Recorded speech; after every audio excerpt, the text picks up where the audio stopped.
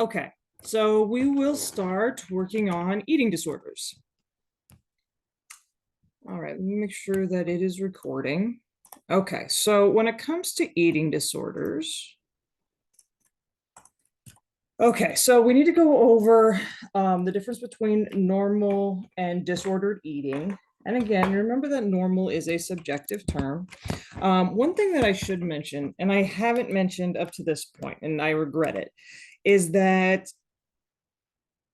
even if somebody has the traits of a disorder, it does not mean that they will be diagnosed with a disorder. There are some situations in which there are subclinical diagnoses in which an individual may have 2 or 3 symptoms but do not meet the full criteria for the disorder. And in that case, a clinician might indicate that they have traits of this or traits of that, and thus they still might need treatment, but they're not diagnosed with the full disorder. So I just wanted to make that clear. I've been thinking about that. Anyways, we'll talk about normal eating, disordered eating, and eating disorders. And then we'll also talk about the screening and treatment of eating disorders a little bit as well. So what exactly is normal eating? All right, normal eating is, again, based upon American culture. I do have to say that this is based upon American culture. Going to the table hungry and eating until you're satisfied most of the time, but sometimes you're overeating here and there or undereating. There's times when maybe we get busy or something else is going on in which we don't necessarily eat. Or I could probably give the example of Thanksgiving. And when Thanksgiving comes around, sometimes we just all eat a little bit too much. Also, not necessarily thinking in terms of like good or bad foods necessarily, maybe healthy or unhealthy, but not like good or bad, black and white. There's not as much stringency. Being able to give some thought to your food selection so you get nutritious food, but not being so concerned and restrictive that you miss out on enjoyable food. So, allowing yourself to have dessert once in a while, or eat a carbohydrate once in a while, or eat something with a little more sugar or a little more salt or something more savory. So you're actually enjoying food. Also, giving yourself permission to eat sometimes because you're happy, sad, or bored, or just because it feels good. Again, those are all things that as humans, we should be able to do. But again, once we get into this disordered eating, you can see that those things can easily be absent. Also, responding to and respecting hunger, and then choosing foods based on what the body says it wants or doesn't want most of the time. Because again, nobody's perfect. We shouldn't expect to be perfect, especially in the society we live in. We just try to do the best we can. But again, knowing that when you're hungry, you fuel yourself and feed yourself, enjoy your food, and choosing foods again based on what your body needs. Do you need something filling? Do you need a snack? So on and so forth to meet those needs. Also, aiming for, enjoying one's food, being able to enjoy one's food by staying connected to the taste buds and feelings of fullness and satisfaction. And again, I know that a lot of this is easier said than done for most people a lot of the time, but at the same time, most people, for the most part, would agree, like, yeah, I kind of do that here and there, or for the most part. Okay, so what's disordered eating? When somebody's attitudes about food, weight, and body size lead to very rigid eating and exercise habits that can jeopardize one's health and happiness. So it's excessive obsession, constantly thinking about all of this, a preoccupation over calories, grams, portions, down to the minutia, preoccupation over weight loss or control of food, feeling guilty or ashamed or disgusted in regard to food, whether that is eating food or not eating food. Constantly eating for reasons other than hunger or true cravings, even though, like I said, once in a while we all eat because of emotions or other things going on. But in this situation, it is persistent, or there is a strong pattern in which an individual is eating for reasons outside of hunger. Also believing that one's identity and I think it's size, I'm sorry, self-worth is based on size, weight, or what one eats. So basically one's entire identity, who they are, revolves around food and these additional characteristics. Okay, so in regard to eating disorders, and today we're going to go over 3 or 4.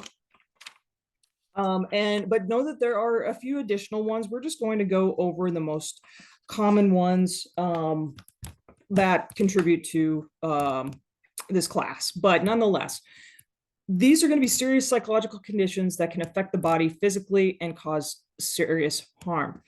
Eating disorders are considered to be one of the disorders that has the psychological disorders that has one of the highest mortality rates. And we'll talk about that.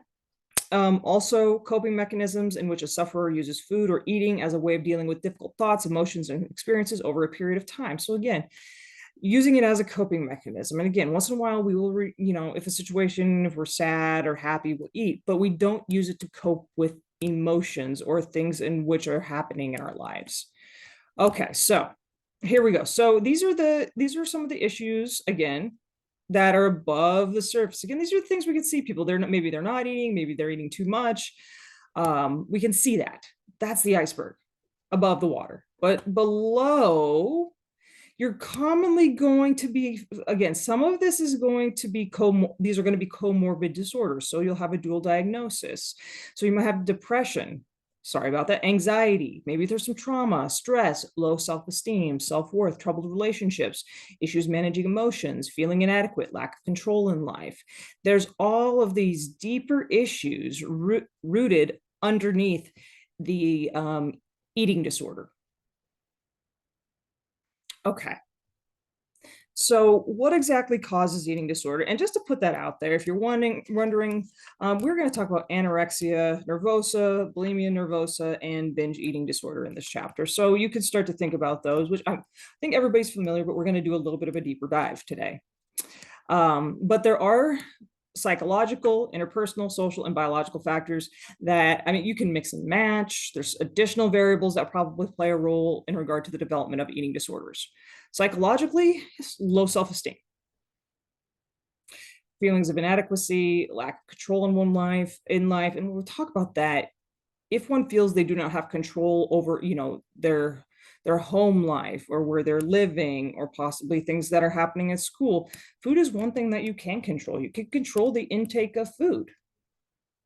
Also, again, some of these other factors like depression, anxiety, stress, loneliness, or trauma, like we just discussed. Interpersonal factors, kind of like we talked about, troubled relationships, having a hard time managing emotions. If there's a history of being teased or bullied based on one's size or weight, that could be a contributing factor, and a history of physical or sexual abuse. So there's some of the trauma. Some social factors will include things like cultural pressures that glorify thinness. We live in a society that absolutely glorifies thinness. And of course, this is something that trends from generation to generation. In consideration, I grew up in the 90s, and growing up in the 90s, heroin chic was very much in which it was integral to see, like, basically like shoulder blows or clavicles, and that was considered to be beautiful, as well as like a lack of curves, things like that. And I would say that right now it's a little bit different. What's considered beautiful is a little bit different, but that doesn't mean that it's necessarily healthier in regard to what is the standard. Because usually what happens with these standards of beauty, especially in modern times, is that it's commonly unattainable by most humans on Earth. Okay, yes, narrow definitions of beauty. I just kind of gave that example in regard to our society. And then I also have to include men in that. For men, beautiful might mean like a chiseled jawline and a six-pack abs, chiseled arms. And again, that's just not always attainable for every single human. Yes, and cultural norms that value people on the basis of physical appearance and not inner qualities and strengths. I would make the argument that that is very common in our society as well. The way that somebody looks is sometimes valued over who somebody is. And I will let you be the judge of that on your end. There may be some biological factors as well. There's some genetic factors that may predispose somebody to developing an eating disorder, and some hormone functions also.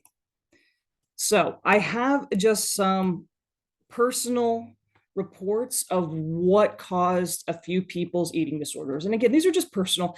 These are not evidence-based. These are just personal reports. So for this individual, for me, and they say for other people with eating disorders, I had the typical personality to develop anorexia. I was an overachiever, perfectionist, a selfless, and a people pleaser. However, my major trigger was being sexually assaulted when I was 12. So you can see that there's the trauma there. And then on top of it, you have somebody who is holding themselves to such high standards, whether by themselves, society, their family, that they fell into, again, trying to obtain this body that is potentially unattainable through restricting calories. For this other individual, it was the most sudden thing. I had been unhappy with my body for a couple of years and done a couple of short crash diets in high school, but I woke up one morning and decided I was going to start dieting again. But it didn't last a week this time. I had no conscious motivators other than I think I'll start dieting again. And then it turned into simply not eating. Retrospectively, it probably didn't help that my abusive ex, whom I had remained unhealthily close to, had stopped talking to me very abruptly a week prior. Again, so we're looking at some trauma, we're looking at some instability, and on top of it, you might be looking at some control issues here in that control body image issues, societal issues there, and then stop talking to me very abruptly a week prior. That could be a loss of a certain amount of control, and this individual may be trying to regain some control. Okay, I apologize. You noticed this, that there's a few issues in my PowerPoints. This is the same one. So we'll go to the next page. Okay, so emotional stress on eating disorders.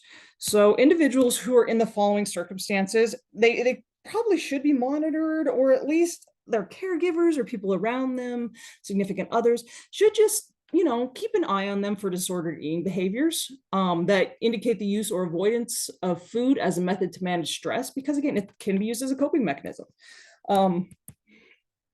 Death or illness of a loved one. And I do have to say, people's eating behaviors probably will change after situations like this, but it's about the chronicity of it. Are we talking about 6 months out, a year out? Then we might be talking about a different situation. Instead of, we're talking about 2 weeks out, a month out, even 2 months out. That there still might be some disordered eating, but it may not be a full-blown eating disorder yet. Rape, abortion, or abuse, again, trauma, threats to safety or security, disappointment, particularly social rejection, again, bullying, comments about one's body weight, size, or shape, and then also external pressure to lose or gain weight, or to look a certain way for participation in sport, dance, or other activities. That's one thing we have not talked about yet. We'll talk about it down here. So these are some of the high risk populations for eating disorders, some of them. Anybody can develop an eating disorder. These are just some individuals that might be at a higher risk or propensity for it. Okay, with type 1 diabetes, this is, okay, if somebody has both type 1 diabetes and bulimia, they call it diabulimia.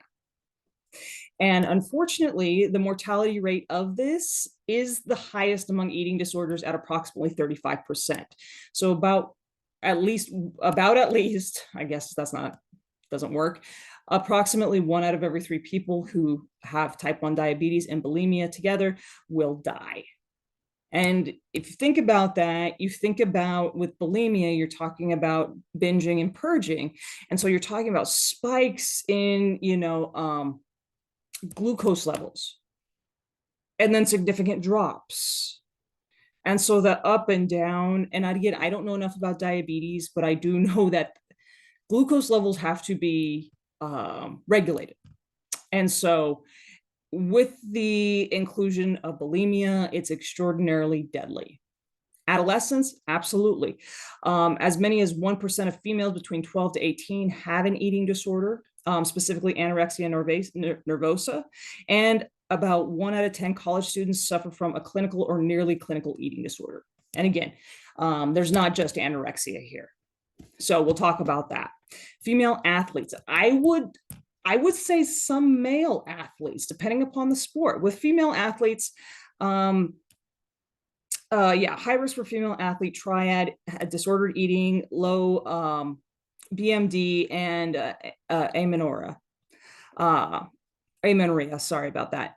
But the big thing is okay, with sports, a sport that is based on a certain body type, especially a thin body type, a low weight. So you might be looking at dance, gymnastics, maybe volleyball.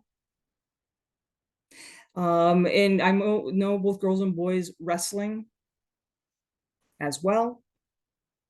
I'm sure I'm missing a couple there or quite a few there, but that can also be a trigger if you have to gain or lose a certain amount of weight to be able to actively participate in sports that can predispose a kid to develop an eating disorder. Food allergies and intolerances, so having multiple food allergies, so you're already cutting out certain foods from your diet. IBS, celiac disease. Additionally, obesity, in that, yes, somebody that may be obese may be more prone to chronically dieting and weight cycling, so going up and down. And in the obese population, among the obese population, there's a 30% prevalence rate of binge eating disorder. So, and that's not completely unrealistic, in that binge eating disorder is characterized by binge eating, eating an overly significant amount of food in a 2-hour window of time. That is abnormal, which would contribute to obesity in and of itself. Additionally, that chronic dieting and going up and down and up and down also, apologize for this. I can't imagine what you guys think about my squeaky desk and chair here, but also could contribute to the development of eating disorders. Because again, you might, you swap one diet for another, then another, then another. And I will be the first to say that diets don't commonly work. They may work for a little while, but unless you continue on that diet strictly for the rest of your life, they don't commonly work. And I say commonly because they do work for some people. And some people can maintain that after they stop the diet. But there's other diets that are so incredibly strict that it truly encourages an eating disorder. For example, there is one, and I'd have to look its name up, but it's associated with one of the housewives of Orange County or something like that. And it basically encompasses eating approximately 500 calories a day. In they provide you like these soup mixes, and so basically you're ingesting 500 calories of soup a day. Yes, you're going to lose weight, but what that also encourages is not eating and normalizing that and encouraging that, because you get a coach as well. They're going to encourage you basically not to eat. And so it's not outside the realm of possibility that you do develop something like anorexia nervosa from that, and that again, you're being coached to take in a very, very low caloric intake. Anyway, so that's only one example. And I apologize for not having the diet's name here. Okay, so this can be the cycle for an eating disorder, and that there's some sort of vulnerability. Maybe it's, again, American society. There we go. That in itself is a vulnerability. So most people are going to have some vulnerability here. Family rules or expectations. Again, like we were talking about that one individual who reported that they were perfectionists, and maybe that's of their own accord, but there's probably some high expectations family-wise or society-wise or school-wise. Also, being an adolescent, being a teenager. There are so many changes. Teenagers are just trying to fit in, and there's standards that they're trying to reach in order to fit in. Also, yes, being a perfectionist. Okay, so we have those vulnerabilities that are going to increase the chances of developing an eating disorder. Then there has to be a trigger. Okay, we talked about this in regard to the diathesis stress model, and that there's some sort of vulnerability. And in regard to that, it was genetic. Here, I mean, there could be a little bit of genetics, but you're talking about basically living in American society. That's going to fill up part of your glass. Then there has to be something that triggers the overflowing of that glass. Again, that's the diathesis stress model. Anything that lowers your self-esteem. Somebody breaks up with you, you move away, somebody dies, you fail a test, you fail a class, your friends don't hang out with you anymore, you don't make the team. That could lead to lower self-esteem. Again, change in life. Maybe it's a role. And because we could talk about adults too here. I know I'm talking about kids because it's more prevalent, but we could talk about adults. You lose a job, you separate from somebody, you get divorced, maybe you marry somebody, maybe you move. Also, loss, and that can include your identity, again, because of these changes in your life, self-respect, autonomy, money, or health. Again, familiar stressors for most people. And then some sort of other event or trauma, like we were talking about, sexual assault, physical assault, any sort of trauma. And so as a result of that, again, so we have a partially full glass, then we have something that fills the glass up and makes it run over. And then as a result of that, we have action. Now that our glass has run over, there's going to be some sort of action or behavior. And that could either be to restrict or basically prevent the intake of calories or to cope with food. So maybe we're eating too many calories. And this could be because you're unhappy with your life, self-body, you need to control, or food is self-harm or self-medication. Okay. So as a result of that, it's going to result in, the effects of eating disorders, or, okay, it's going to be cyclical here, being obsessed with food and calories, mood swings, cognitive distortions. So you're not perceiving reality as it is. Maybe, again, low self-esteem, you don't believe you're worth anything, restricting, binging, purging, false sense of control or feeling out of control. And again, then we have the manifestation of the eating disorder or traits of an eating disorder. And then again, we have the maintaining factors. So we are controlling food intake. We have black and white thinking when it comes to food. And then also, again, those cognitive distortions are going to continue to plague us. And that could be, to continue this cycle, it's going to possibly be like, okay, if I continue to restrict food, I'm going to be pretty. If I continue to eat food, I'm going to be able to control the world around me. I'm going to be able to control what's going on at home. I'm going to be able to manage what's going on at home. Okay. So when it comes to diagnosing eating disorders, yes, we almost always use the DSM-5 TR, as we've talked about this whole semester, but it doesn't capture the wide range of human experience of eating dysfunction. So just know, like, again, as I've kind of talked about, when we use the DSM, we're kind of putting people in boxes. And it's unfortunate, but unfortunately, this is the only tool we have right now. So it's fairly narrow and stereotypical. And it does not encapsulate every type of eating dysfunction that somebody is going to have. Also, diagnosing eating disorders it's not as straightforward as the chart's descriptions, because again, it's hard to put somebody in any of these boxes. That's why I'm talking about traits, and that they might have certain traits that may indicate that there may need to be some treatment. There maybe needs to be another consideration, or there may be a concern. And the criteria should be considered a reference and used in conjunction with clinical judgment, common sense, and professional ethics. And in the case of eating disorders, not only should psychological professionals be involved, but probably physiological medical professionals as well, especially when these can get severe or do get severe, as they easily can. Okay, so let's start with anorexia. All right, when we talk about anorexia, this is going to be an eating disorder characterized by self-induced starvation and excessive weight loss.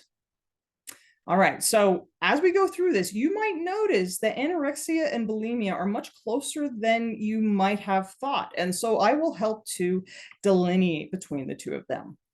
But again, you're basically, when somebody is anorexic, they are going to basically starve themselves or ingest very few calories per day, and you will see significant weight loss. That's important here. It's the third most common chronic illness among adolescents. That shows how prevalent it is. All right, so the criteria for this. All right, so you need these three things, and then we'll talk about specifiers. So first and foremost, the restriction of energy intake relative to relative to requirements, leading to a significantly low body weight in the context of age, sex, developmental trajectory, and physical health.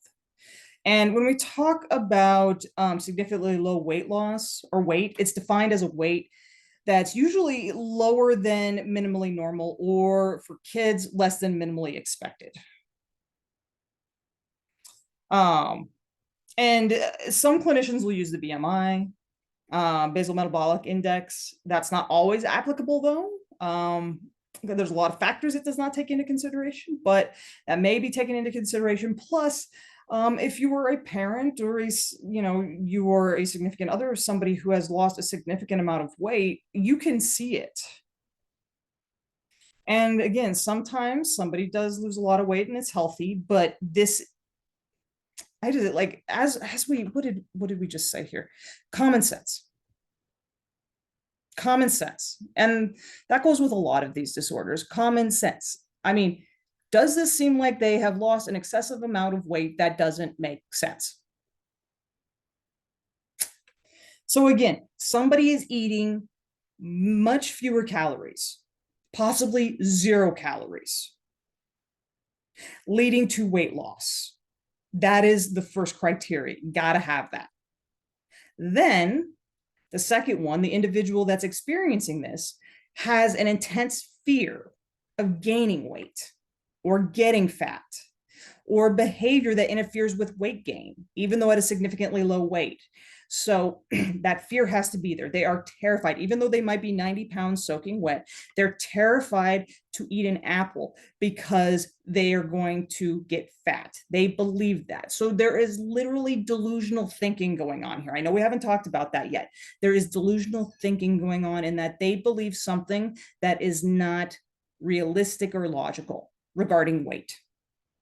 That basically is going to be there, that fear and everything that they can do to avoid eating. Okay, so that fear of gaining weight has to be there. Then there's a disturbance in the way in which their body weight or shape is experienced.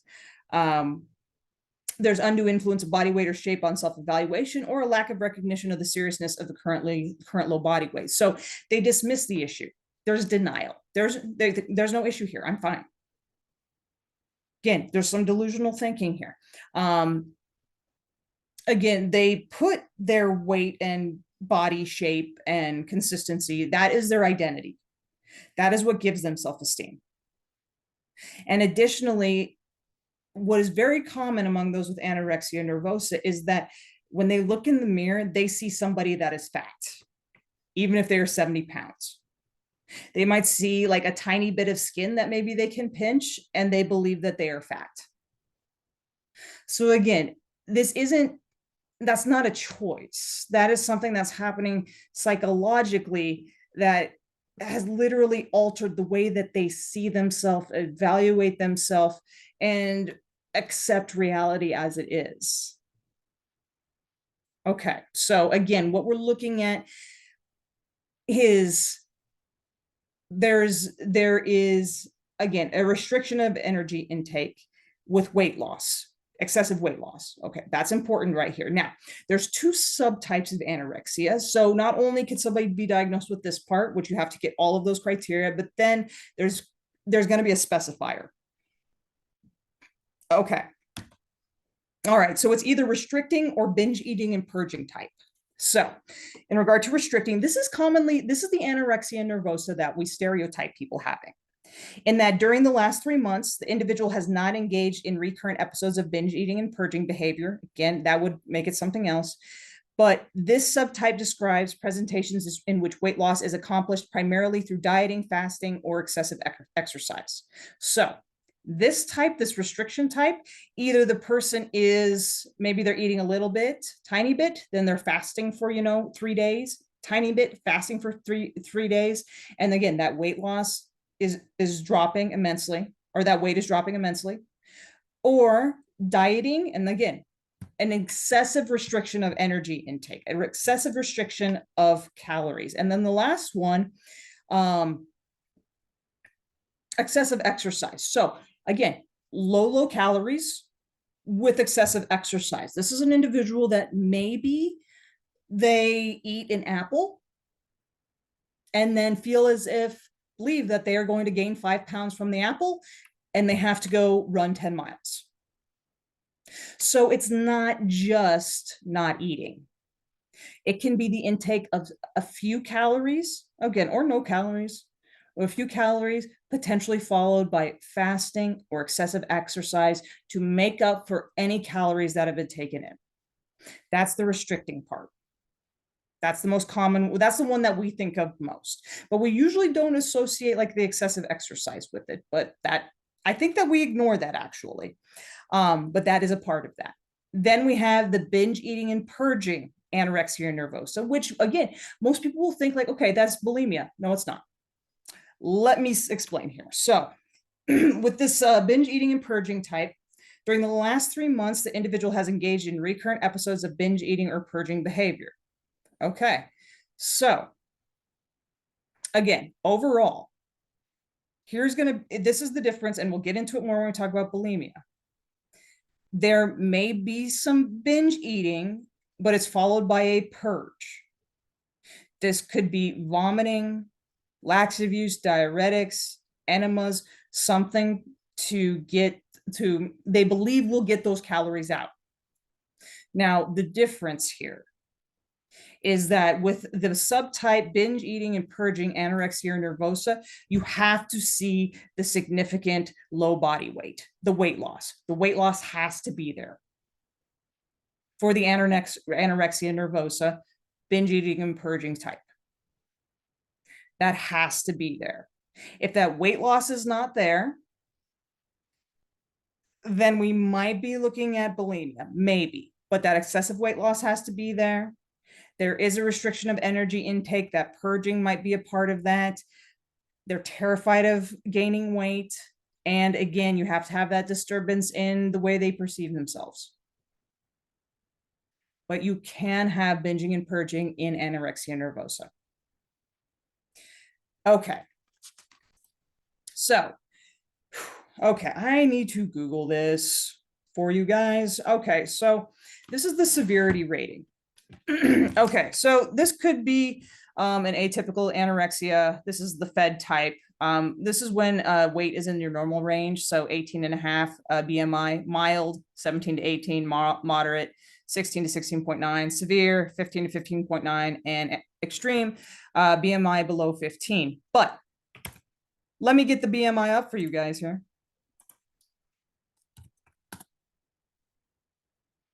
No, don't want a calculator. We want an image. Okay, so I'm going to go back and forth here. I hope that you guys can see this. We're going to cross our fingers. Okay, so this is the BMI chart, the basal metabolic index. Again, I do not care for this, especially when we're going up, because it is, especially when we're talking about like athletes or somebody who might just be built a little bit stockier, they are probably going to come across as potentially overweight or obese when in fact they are a healthy weight. But because of the way they're built, whether that's because of, again, bone density or muscle, they are going to be heavier. But they don't take that into consideration with the BMI. So when we're talking about somebody who could be overweight or obese, I don't like this. But if we're talking about somebody who is underweight, this is a great tool to use. So again, I would use this for issues down here, not up here. But again, that is just going to be my, okay, that's not going to be great. That's just going to be my my perspective. So all right, let me figure out the easiest way to do this. Okay, so let's go down to mild anorexia here. And I have this here. They do have it in kilograms in the DSM, but don't really do kilograms as well. Okay, so again, 17.5 to 18 BMI. That's going to be mild anorexia. So again, you have to specify this as well in order to get a diagnosis. You have to have everything we talked about, plus either binge eating and purging type or restricting type. And then you either you have to have a severity as well for anorexia. You have to have a certain BMI. Otherwise, you might be looking at another disorder. But again, you're looking at, okay, again, a BMI of approximately 17 to 18 and a half. So we might be looking at somebody here. Let's say right here, this one right here. I know you're probably having to look. So somebody who is 5'8", 115 pounds. That is pretty darn thin. Or we could go a little bit, again, you could probably go to about up here. Somebody who's 5'6" and 115 pounds. Again, they may just be built that way, but again, if they're showing these other symptoms and that is their weight, that could be a case of mild anorexia. But again, I'm hoping you're seeing how low these weights are. Okay, moderate, BMI between 16 and 17. So now we're looking at somebody who is about 5'7". I'm trying to pick kind of average heights. Somebody who is 5'7" and 105 pounds. Again, that seems excessively thin, light. Okay, then we have severe anorexia. This is a BMI between 15 and 16. And so now we're looking at somebody who is, holy smokes, let's just go up here. That is 5'7" and 100 pounds. You might be looking at skeletal here, near skeletal, I would say. Then you have extreme anorexia. This is a BMI of less than 15. So you would have to go all the way down to somebody who is 5'9" and 100 pounds. Or 6 foot, 110 pounds. If that's helpful. 6'2", 114 pounds or 115 pounds. Again, so I hope you can see how low somebody's weight may be in order to garner this diagnosis. Okay, so we've already kind of talked about this, but these are some of the characteristics associated with anorexia. Yeah, warning signs. This is, again, weight loss, issues with body image. There's that fear, preoccupation with weight, guilt, not believing that you weigh less because maybe you see somebody fat in the mirror. High levels of anxiety, depression. So again, we've got other psychological issues going on here, self-esteem issues, self-injury, isolation, excuses for not eating, saying you're never hungry, food rituals, pale appearance, yellowish skin tone. Again, so that's going to be an issue as well. So physically, the body's not doing well. Also, okay, thin, dull, and dry hair, skin, and nails. Okay, I do have it over here. Cold intolerance, hypothermia. Again, the body doesn't have enough fat in order to protect itself from the cold. Fatigue and fainting. Let's see, abuse of laxatives, diet pills or diuretics, and possibly excessive or compulsive exercise, which again are specifiers of the restricting type of anorexia. So these are some of the medical complications. So those are warning signs. And these are some, again, because of these medical complications, again, that is part of the reason why these diagnoses are so dangerous. Amenorrhea. So again, if somebody is a female that has anorexia, it's possible that they lose their period. Because again, the body does not have enough, body fat, the body fat percentage in order to support that. Abnormally slow or regular heartbeat. Again, everything's basically slowing down. Low blood pressure, anemia, poor circulation of the hands and feet, so they're always cold. Hands and feet are cold. Muscle loss and weakness, dehydration, kidney failure, edema or swelling, muscle loss, disorientation. So we've got brain issues, chronic constipation, growth of lanugo hair. What lanugo hair is, this is something that is also on newborns. It's like the fuzzy cover. It's like a peach fuzz on the skin of a newborn. And the reason they have it, this lanugo hair, is really to keep them insulated and keep them basically warm and protected. That's the infant, that's the newborn. This develops in somebody with anorexia nervosa in order to try to keep body heat in to protect the individual, because again, they do not have a high enough body fat percentage in order to protect organs and the body. Bone density loss, osteoporosis as well. Okay, so hopefully, well, let me see here. I've got a couple other things in regard to anorexia, just really quick. So prevalence rates. The 12-month prevalence rate of anorexia nervosa, it's anywhere from 0 to 0.05%. Again, it's very low. Much higher rates in women than men. So basically 0.08% in women, 0.01% in men. The lifetime prevalence rates, though, are between 0.6 to 0.8%. Again, we're not even to 1%. So this is going to be very rare, but that's a full diagnosis. That doesn't mean that somebody doesn't have traits of this. And again, I'm not trying to fear monger, but you can have traits of this.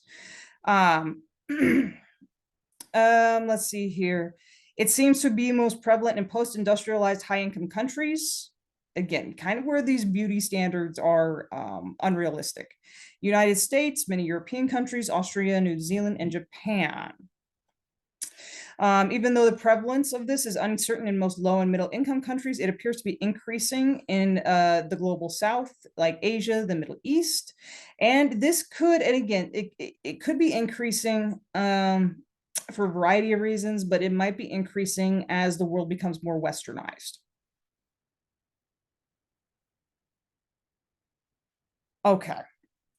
And when it comes to the development of it, anorexia commonly begins during adolescence. It rarely begins before puberty or after 40. But that doesn't mean it doesn't happen. Okay, so in general, most individuals with this, if they do obtain treatment, will experience remission within 5 years of having it or being diagnosed. Again, that's with treatment. And when I say remission, I mean, I say that because there's no cure for any of these. But the mortality rate for anorexia is about 5% per decade. So 5% of individuals per decade do die, 1 out of 20 individuals with this. And the death most commonly results from the medical complications or suicide.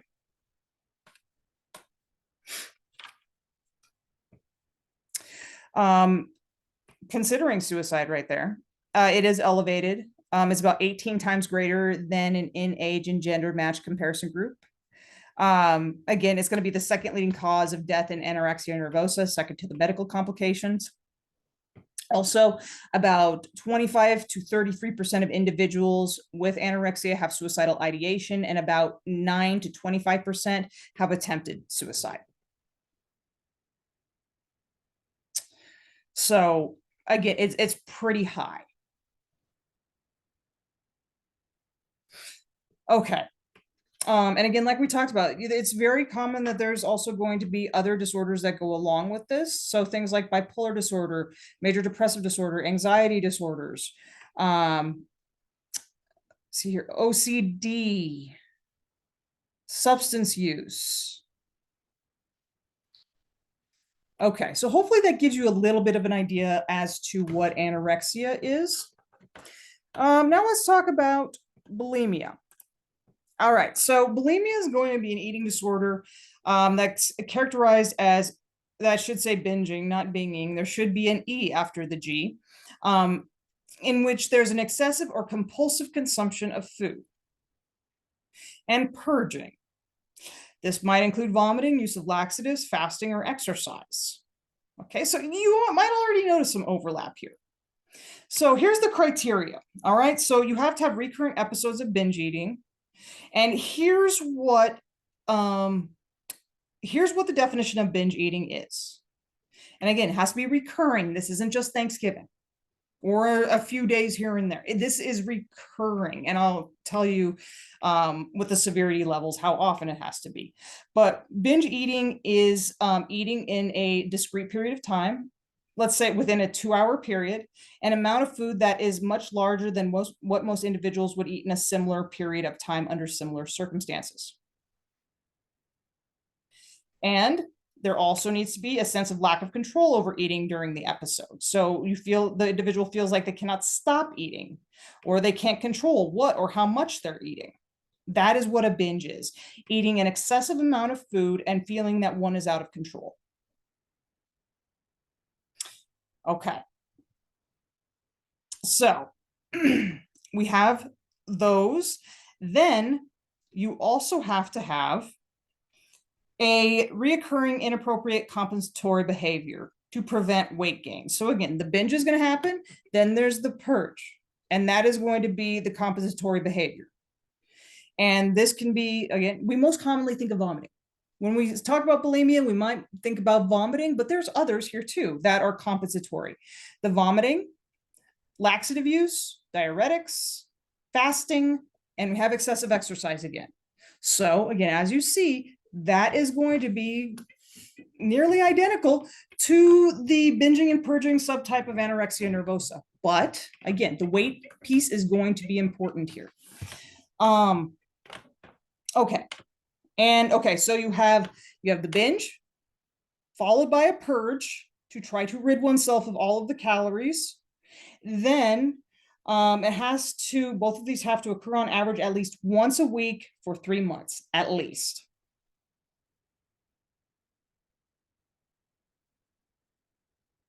Also, the self-evaluation is unduly influenced by body shape and weight. So again, the way that somebody identifies themselves and values themselves is based on how they look physically.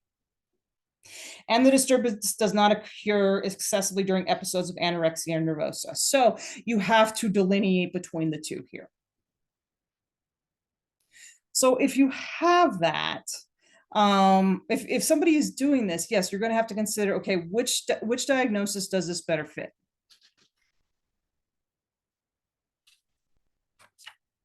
And as you can see here, is that when it comes to bulimia, there isn't a weight situation.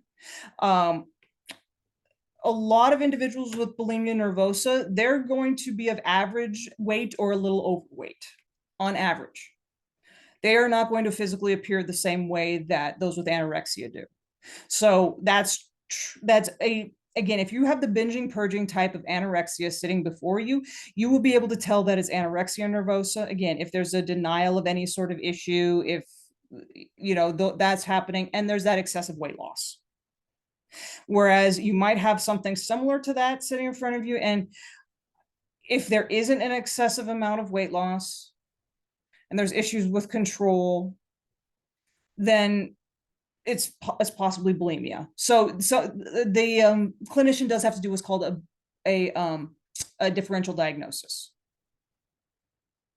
Okay, so when it comes to this, all righty. So let's say we've got our diagnosis. And now, okay, we have a specifier again in regard to severity. When we talked about anorexia, the severity is based on weight. When we talk about the severity with bulimia, we're talking about how many times does binging and purging happen per week. Again, so with this, we have bulimia of low frequency or limited duration. This is going to be your fed eating disorder. And that's going to be less than 1 episode per week or less than 3 months duration. Okay, but then we get down into, and again, with this is kind of an indication that treatment is needed, and we want to make sure that the symptoms don't become worse or do not escalate. Okay, then we have mild bulimia, and this is going to require an average of 1 to 3 episodes of binging and purging per week. Again, for 3 months. Moderate, 4 to 7 episodes per week for 3 months. So you might be looking at once every day. Severe, you're looking once to twice per day on average for every week for 3 months. And then there's extreme bulimia, on average more than twice a day or 14 episodes per week for 3 months. So again, the specifiers for this are going to be based on how many episodes of binging and purging do occur. And again, as I was saying, individuals with this, they typically are within the normal weight or overweight range. It's not common among those who are obese. Let's see here. see what else I've got here. Okay, so some warning signs. Again, yes, binging and purging. If you see that, there is an issue. Secretive eating or missing food. Again, this has been some time that I saw a documentary in which somebody would secretively go out in their car and buy an inordinate amount of like donuts, chips, fast food, and then binge it and purge it in a public restroom. Again, very secretive. Family doesn't find out. Nobody they know finds out. Yeah, visits to the bathroom after meals. Being preoccupied with food. Again, being too obsessed with food. Weight going up and down. Self-injury. Excessive and compulsive exercise regimes, because again, that could be one of the compensatory behaviors that instead of vomiting or using diuretics, somebody again binges, maybe they eat 2 dozen donuts and then they go work out for 6 hours. Again, we talk about abusive laxatives, swollen parotid glands in the cheeks and neck, and that is going to be commonly if somebody purges through vomiting. Discoloration or staining of teeth, again, that's going to be due to vomiting.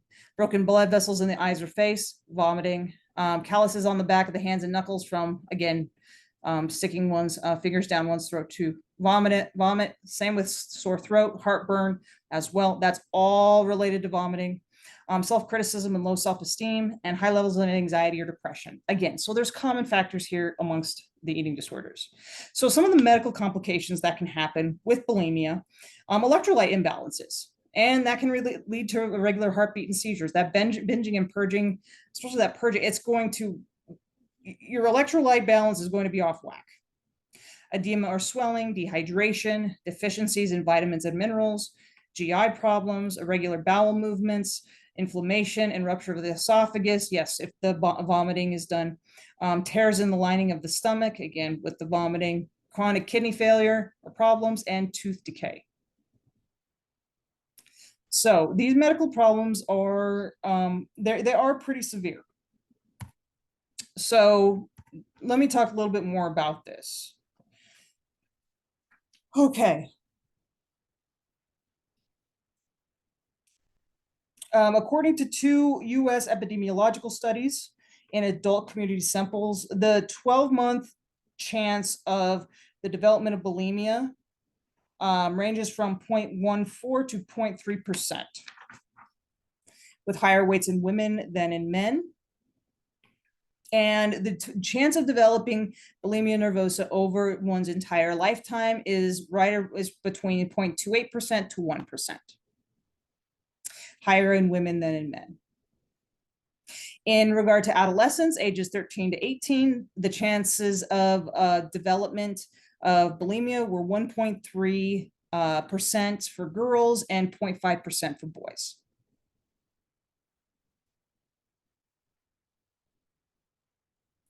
So bulimia is going to most commonly start in adolescence or young adulthood. Again, it's not common before puberty or after 40, but it can happen. And again, we talk about stress. The binge eating might happen during or after an episode of dieting to lose weight. I mean, that can sometimes happen if you're on one of these diets that makes you restrict calories or certain minerals or nutrients, and you do that for an excessive amount of time. I mean, it's not unheard of that people just break and just binge. And so it might be kind of easy to see how it's a slippery slope here.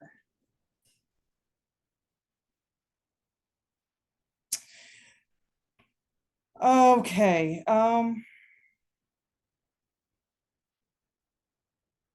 There is a significantly elevated risk for mortality, and that's it could be due to medical or suicide, has been reported for individuals with bulimia. The crude mortality rate for bulimia is nearly 2%.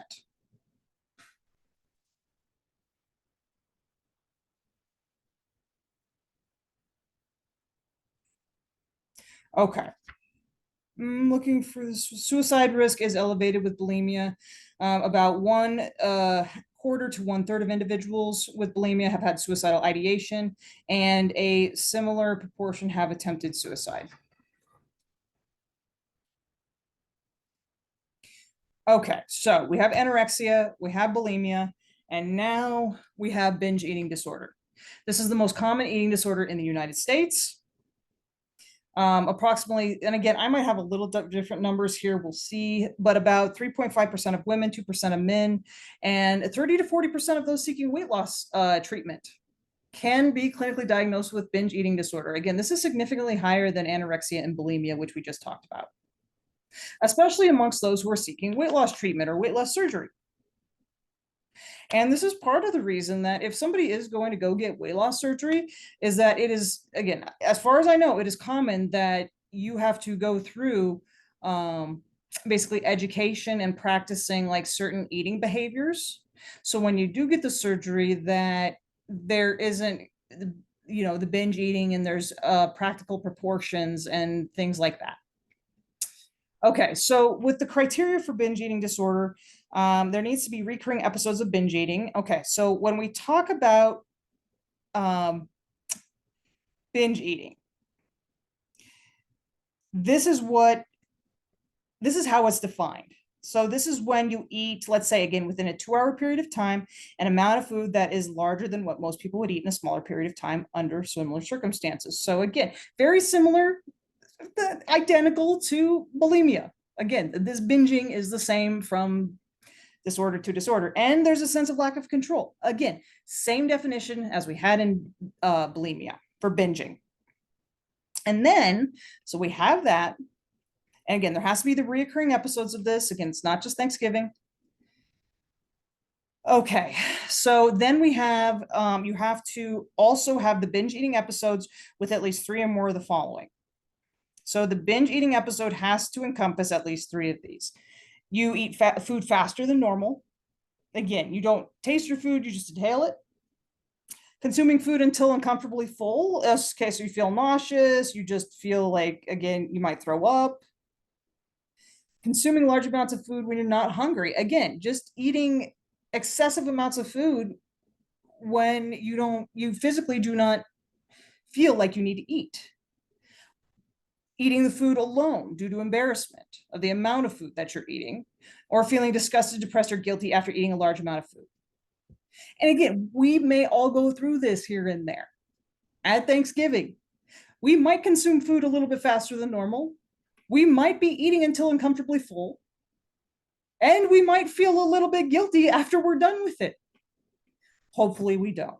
But those are criteria that we need for this binge eating disorder. So again, you have to have recurring episodes of binging plus at least 3 of these additional characteristics.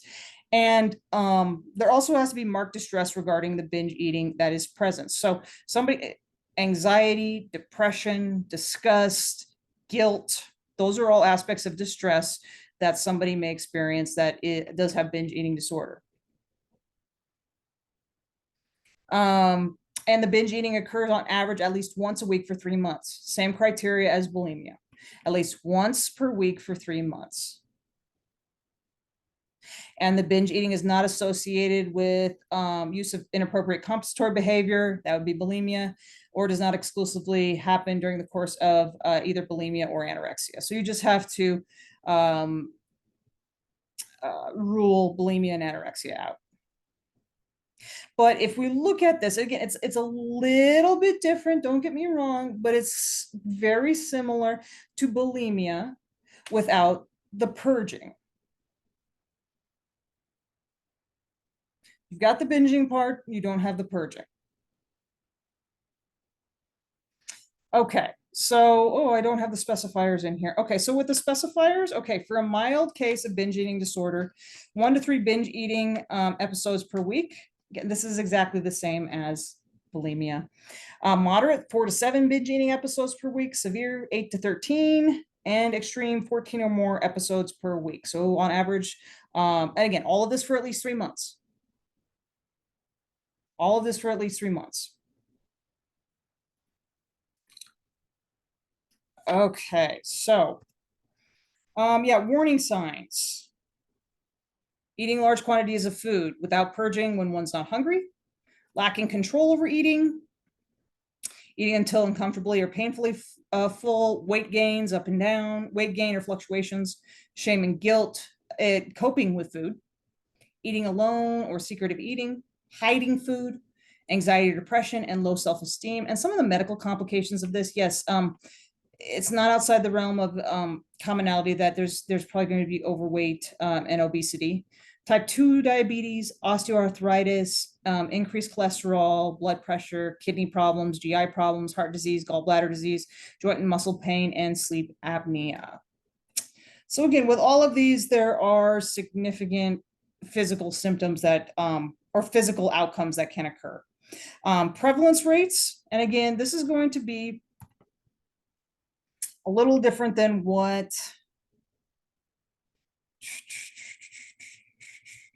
okay, so basically the closest thing that I have here is the lifetime prevalence rate of somebody developing this is right around 3%. And that's pretty close to what I have here. So right around 3%.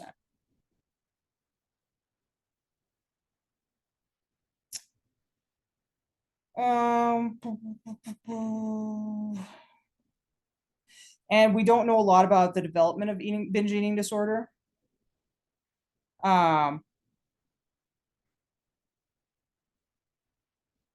It's common in adolescent and college age samples.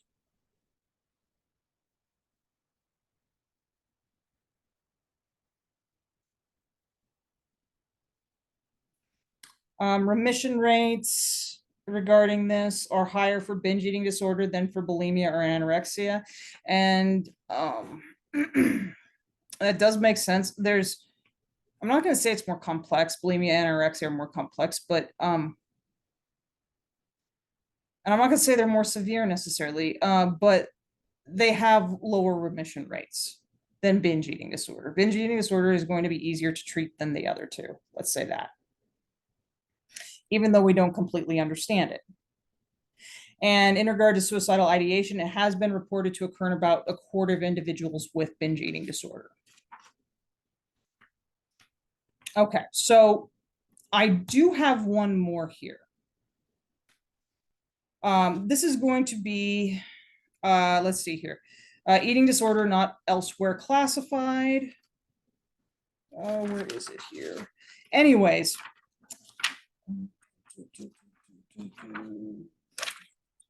Okay. So this is going to be characterized as disturbances in eating behavior that don't fall into the specific category of anorexia, bulimia, or binge eating disorder. Okay, so this is like a safety net. This is like a catch-all for individuals that don't fit exactly in those boxes. This is going to be the most common eating disorder diagnosis. Okay, I just said binge eating, but this one is because, again, you don't have to have all of the characteristics of one of these other disorders in order to be diagnosed with this. Because here's what we're trying to do is with this, we're trying to catch eating disorders early on. If we catch them early on, we can treat them and potentially stave off the development of anorexia, bulimia, or binge eating disorder. Because as it says here, without treatment, 80% of individuals that are diagnosed with this are likely to develop full spectrum eating disorders. So again, that indicates that this is like an early onset or an early case of one of those three disorders, specifically anorexia. This is the early stages. And if we can catch it here, we can treat it and it won't get as severe. So I hope you see, without treatment, 80% of these individuals will develop full spectrum eating disorders. So again, so these are some examples of individuals that would probably fit into this category or this diagnosis. And really what this diagnosis also allows for, because at the end of the day, and we haven't really talked about it, if a clinician can diagnose you with something, they can treat it or obtain treatment or refer you to treatment. If they can't, they may not be able to treat because there's nothing there. And so if you have an eating disorder, but it does not fit into one of these three categories, but it's something, it just doesn't quite get there, the clinician can't treat you. And again, you might develop a full-blown eating disorder. And by that time, it's too far gone, or it's going to be harder to treat. And so we have some of these catch-all diagnoses that allow clinicians to be a little bit more subjective and vague and not as specific. So if there is a concern and an individual is heading toward a full-blown disorder like anorexia or bulimia, they can be diagnosed with this And if the individual has insurance, great, they can bill insurance and you can get treatment, or you can get treatment. Okay, so as an example here, it could be atypical anorexia nervosa, and all the criteria for anorexia nervosa are met, but their weight is within or above the normal range. So all the criteria are there. They're restricting food intake. They have some body image issues. And again, they do not see themselves, as they actually are. When they look in the mirror, they see somebody that's overweight, even though they are at a normal weight at this point in time. And there's a fear of gaining weight. So again, you have that abnormal self-evaluation, you have the fear of gaining weight, and you have the restriction of calories, but you do not have the weight loss yet. Again, as you can see here, you're catching it before their weight plummets. Bulimia nervosa, again, maybe this is somebody, again, maybe they don't have the 1 to 3 per week for 3 months. Maybe they have, two instances in the last month. That still could be concerning. And a clinician could, again, diagnose with this and start on treatment. Binge eating disorder, again, low frequency or limited duration. Again, maybe a parent is just seeing their child starting to binge eat more than usual, but it doesn't fit the criteria yet. Also, purging disorder. I'm so sorry, I think we sneezed. Sorry, excuse me. Purging disorder, this is when an individual is recurrently purging to influence their weight or shape. And again, it doesn't necessarily consider like the restriction of calories or binge eating, they're just purging. And maybe they are binging or restricting calories, but the purging piece is important here. So they're either causing themselves to vomit, they're using laxative, diuretics, other medications, again, in the absence of binging. Okay, night eating syndrome. This is when, so again, this isn't under anything else, but with this is when there are recurrent episodes of night eating, as manifested by eating after awakening from sleep or by excessive food consumption after the evening meal. So after supper, dinner, whatever you call it is done, about 10 p.m., there's excessive food intake. Or somebody gets up at 2 a.m. and eats a box of cereal. And again, there's a pattern. This isn't just once in a while, because maybe this happens once in a while, or somebody gets hungry at 10 o'clock and so you eat. It's recurring, it is happening consistently, and there is a noticeable pattern. So that all of those, again, those are examples of presentations that, again, if it's close to these things with clinicians, they would be able to diagnose under this diagnosis. There are more eating disorders. There's an unspecified feeding and eating disorder. And this has been when there's presentations in which the symptoms or characteristics of a feeding or eating disorder that are going to cause clinically significant distress or impairment, but they don't meet full criteria for any of them. And so that might include things that are outside even other specified feeding or eating disorders. So again, we have another catch-all. Okay. Symptoms of eating disorders causing clinical distress present, yes, but do not meet full diagnostic criteria. Also, avoidant restrictive food intake disorder, and I'll just give you a blip on this. So this is when there's basically like a lack of interest in eating or food, avoidance based on the sensory characteristics of foods, so like texture, concern about aversive consequences of eating associated with one of the following, and I'll just read these to you. Significant weight loss, so that is happening. Nutritional deficiency, dependence on a feeding tube or oral supplements, and interference with psychosocial functioning. So it's getting in the way of one's life. So, and that's going to be avoidant or restrictive. Either, again, somebody isn't interested in it, or they're just avoiding the food. And it's not better explained by lack of available food. That doesn't count, or a culturally sanctioned practice. And it's not anorexia or bulimia as well. So that's going to be avoidant restrictive food intake. We will talk about, by the time you get to this, I believe we talked about body dysmorphic disorder. And this is when one has a preoccupation with their perceived defects or flaws in their physical appearance that, again, they aren't observable by others. They're not really there. They perform repetitive behaviors, repetitive mental acts in response to this. There's a preoccupation not better explained by concerns with body fat or weight in an individual whose symptoms meet diagnostic criteria for an eating disorder. And there's the subtype muscle dysphoria, and that's primarily with individuals that believe that they can be as jacked as the Rock, but they still see themselves as somebody who is extraordinarily skinny and without muscles. Okay, so just a couple more things. Let's see what else I have here. Okay.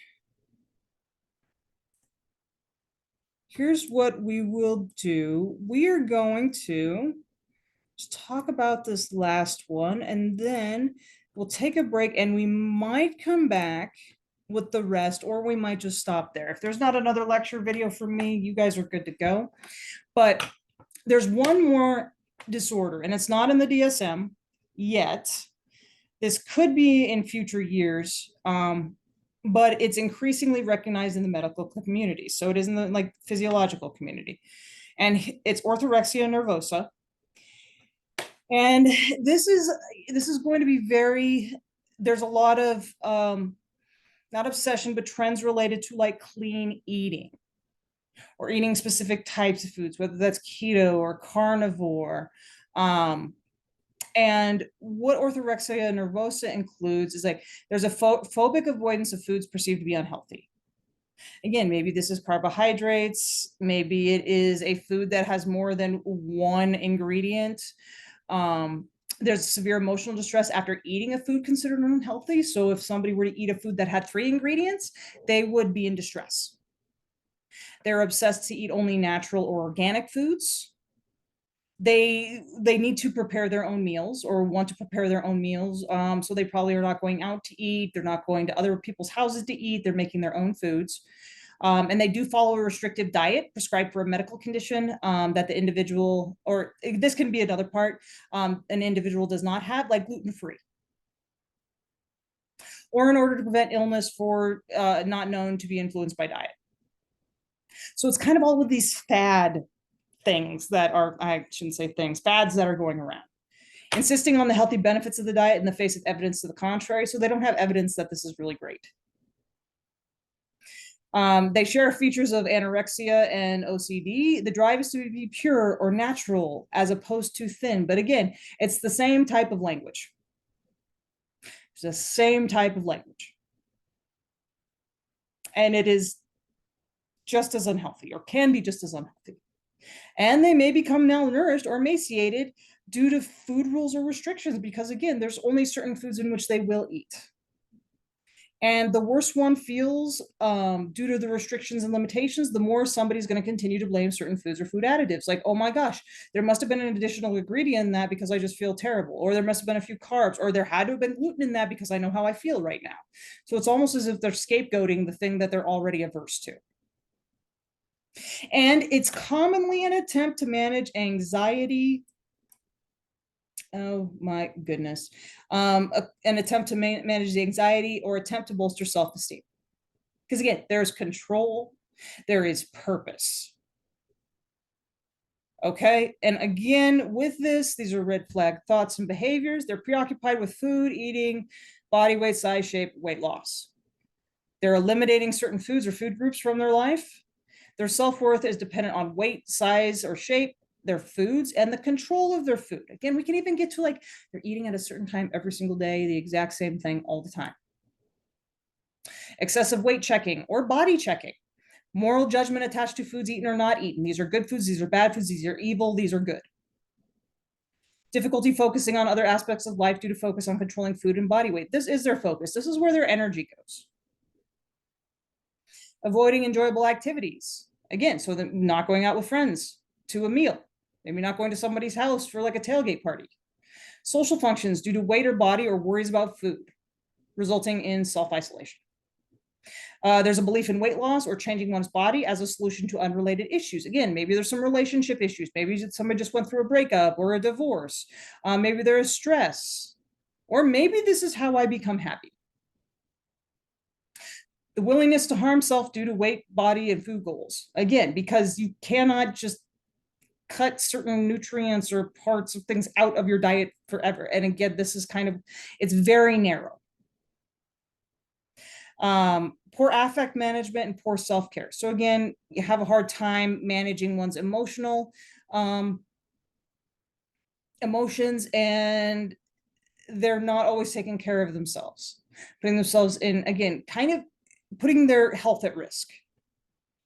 Also, there can be a disassociation from internal hunger, fullness, cravings, cues, and reliance on rigid rules. So instead of recognizing like, oh, it's 2 p.m. and I'm pretty sure I'm hungry and I just need a snack, I'm getting a little lightheaded. But no, I can't have a snack. I only need eat at 6 a.m., 12 p.m., and 6 p.m. on the dot. That is not going to happen. Or I don't have access to something I can eat, so we're not going to eat in regard to the type of food I have to eat. Okay, so with that being said, what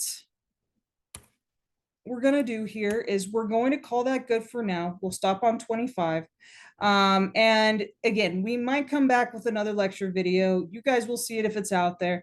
But if not, you guys are good to go. And I hope that you have a great day. Thanks for watching this, and we'll see you soon.